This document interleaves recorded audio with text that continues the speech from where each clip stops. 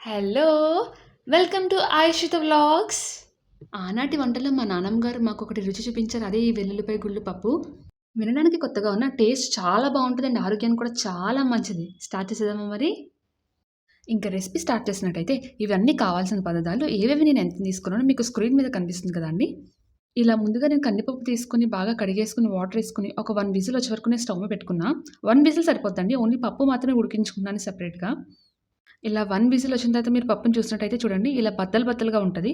And ఈ టైంలో నేను ఆల్రెడీ ఒలిచి పెట్టుకున్న వెల్లుల్లిపాయ గుళ్ళు అంటారు మా వైపు. వెల్లుల్లిపాయలుంటాయి కదా! అవి ఒలిచి పెట్టుకున్నాను. అవి వేసుకున్న తర్వాత ఇలా కొంచెం కరివేపాకు అండ్ అలాగే పచ్చిమిరపకాయలు. మీకు కావాల్సిన పచ్చిమిరపకాయలు కొందరు ఎక్కువ వేసుకుంటారు. నేను 2 వేసుకున్నా.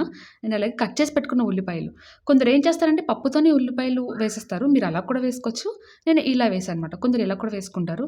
ఇవన్నీ స్టవ్ మీద పెట్టి కొంచెం ఉడకనివ్వాలి. సేమ్ మనం పప్పు, టొమాటో ఇవన్నీ ఎలా వేసుకుంటాం ఇది కూడా అంతే. కానీ ఇక్కడ వెల్లుల్లిపాయలు ఎక్కువ ఉడకనివ్వకూడదు. వెంటనే జావయిపోతాయి. కొంచెం మాత్రం ఉడకాలి. ఇలా కొంచెం వాటర్ వేసుకొని నేను ఒక 5 మినిట్స్ ఉడికించానంతే వెల్లుల్లిపాయలని. ఇలా బాగా కలుపుకొని నేను ఉడికిస్తున్నా. ఇందులో నేను ఏమీ యాడ్ చేయలేదు. ఓన్లీ వెల్లుల్లిపాయలు నేను ఉడికిస్తున్నా. చూడండి ఇలా పొంగొస్తుంది. అంటే ఉడుకుతున్నాయి ఇవి. మనం నార్మల్ కర్రీస్‌లా వేసేసి స్టవ్ మీద వెళ్ళిపోతామంటే పనవ్వదు. ఎందుకంటే వెల్లుల్లిపాయలు వెంటనే మెత్తగా అయిపోతాయి. చాలా జావులయిపోతాయి. దగ్గరుండి స్లోగా అవి కూడా చిన్న వెల్లుల్లిపాయలు పనిచేయవు. పెద్ద పెద్ద వెల్లుల్లిపాయలు ఉంటాయి కదండీ! అవి చాలా టేస్ట్ వస్తాయి కర్రీకి. సో, నాకొకసారి ఇలా వెల్లుల్లిపాయ ఉడికిందని తెలిసిన తర్వాత నేను ఇలాగ కొంచెం కారం వేసుకున్నా. యాక్చువల్‌గా పాతకాలంలో మా నానమ్మ ఏం చేసేదంటే ఓన్లీ పచ్చిమిరపకాయల కారంతోనే ఆవిడ వండేసేవారంట. ఈ కారం యూజ్ చేసేవారు కాదంట. కాకపోతే నేను మాత్రం కొంచెం కారం వేసుకున్నాను.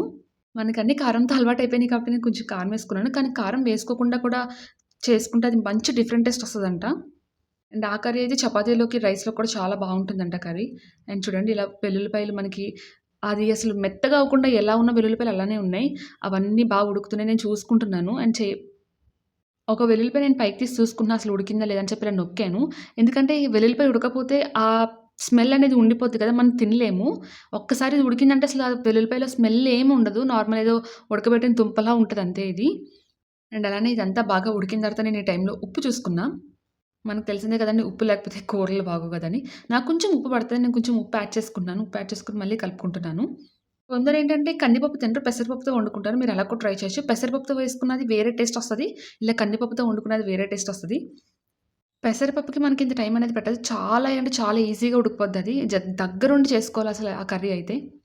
ఇలా ఒక 10 మినిట్స్ మీడియం ఫ్లేమ్‌లో నేను ఉడికించుకున్నాను. ఆల్మోస్ట్ అయిపోయింది. ఈ కన్సిస్టెన్సీలో దింపితే మనకి పప్పు తర్వాత చల్లారే కొద్దీ ఇంకా దగ్గరకొచ్చేస్తది. పప్పయితే అయిపోయింది. నేను పక్కన పెట్టేసుకున్నా. ఈలోగా నేను తాలింపుల కోసం అని చెప్పి ఇలా చిన్న గిన్నె పెట్టుకున్నాను. ఇందులో ఆయిల్ వేసుకున్నా. అలానే వెల్లుల్లిపాయలు చాలా టేస్ట్ వస్తాయి కదండీ! ఏ పప్పులో అయినా సరే ఇందులో ఆల్రెడీ వెల్లుల్లిపాయలేసాం కదా! ఇందులో వేయకూడదు కదా! అని చెప్పి ఏమీ లేదు. తాలింపులకి వెల్లుల్లిపాయలు చాలా టేస్ట్ వస్తాయి. అలానే ఆవాలు, జీలకర్ర, అలానే నా దగ్గర సాయి మినపప్పు లేదు. అందుకే నేను పెసరపప్పు యాడ్ చేసుకున్నా. ఇవన్నీ మీడియం ఫ్లేమ్‌లో లేదంటే లో ఫ్లేమ్ బాగా కాగనివ్వాలి. ఆవాలన్నీ బాగా చిటపటలాడిన తర్వాత, ఈ వెల్లుల్లిపాయలు కూడా బాగా కాగిన తర్వాత, వేడి వేడిగా ఉన్న ఈ తాలింపులు తీసుకెళ్ళి మనం అలా పప్పులో వేసామంటే, ఆ స్మెల్ ఆ టేస్ట్ అది చాలా అంటే చాలా టేస్టీగా ఉంటది. చూడండి నేను ఇవన్నీ వేసానిప్పుడు. నేను కొన్ని చోట్ల చూసాను. నువ్వులు కూడా యాడ్ చేసుకుంటున్నారు తాలింపుల్లో. అంటే అది ఒంటికి మంచిదని చెప్పి తాలింపులో నువ్వులు వేసుకొని అలా కూడా తింటున్నారు. ఆ టేస్ట్ అయితే నేను ఎప్పుడు కూడా ట్రై చేయలేదు. మీరు కావాల్సితే మీరు ట్రై చేయొచ్చు. అండ్ కొందరేం చేస్తారంటే నెయ్యిలో వేయించుకుంటారు తాలింపులు. ఇంకొందరు మనకు తెలిసిందే కదా! ఇంగువ వేస్తారు. అవన్నీ ఒక్కొక్కటి ఒక్కొక్క డిఫరెంట్ స్టైల్స్ వస్తాయి. ఒక్కొక్కటి ఒక్కొక్క డిఫరెంట్ టేస్ట్ కూడా వస్తది. నాకు తెలిసిన స్టైల్‌లో నేను చేసి చూపిస్తున్నాను. ఇదైతే చాలా కమ్మగా ఉంటదండి. డెఫినిట్‌గా ట్రై చేయండి. పప్పులోకి కానీ, రైస్‌లోకి కానీ చాలా అంటే చాలా బావుంటది.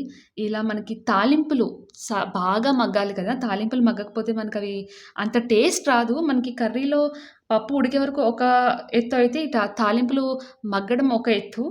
ఇలా వేడి వేడి తాలింపులనేవి నేను పప్పులో వేసుకుంటున్నాను. కొంచెం జాగ్రత్తగుండాలి. అవి చిటపటలాడుతూ మన మీదకొస్తాయి. ఇలా వేడి వేడిగా వేసుకొని ఈ పప్పుని కొంచెం అన్నంలో వేసుకొని ఇందులో నెయ్యి వేసుకొని తింటే చాలా అంటే చాలా టేస్టీగా ఉంటది. మీరు కూడా తప్పనిసరిగా ట్రై చేయండి. ఇలాంటి మరిన్ని వీడియోస్ కోసం like, share and subscribe. By by.